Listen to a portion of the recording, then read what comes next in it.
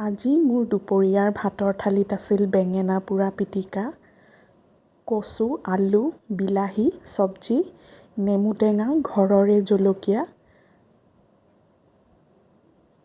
আৰু এফালে গেছত কণী, আলু দম বনাই থৈ দিছিলোঁ।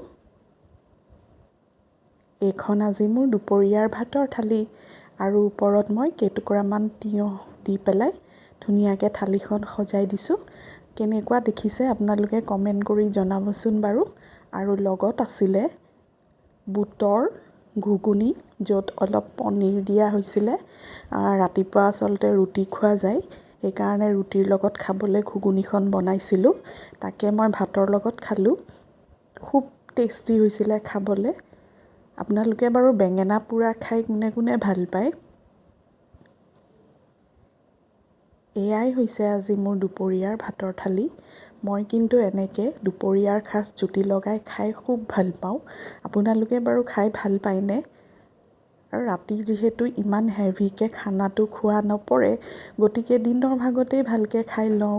আৰু স্বাস্থ্যটো দেখি চাগে গম পাইছেই ন, খাই ভাল পাওঁ বুলি।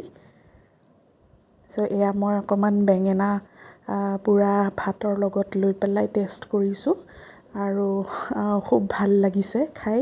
নিজেই বনাইছোঁ, নিজেই কৈছোঁ ধুনীয়া হৈছে খাবলৈ।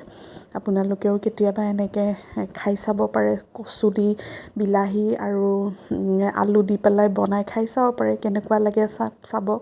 আজিলৈ আহোঁ, বাই।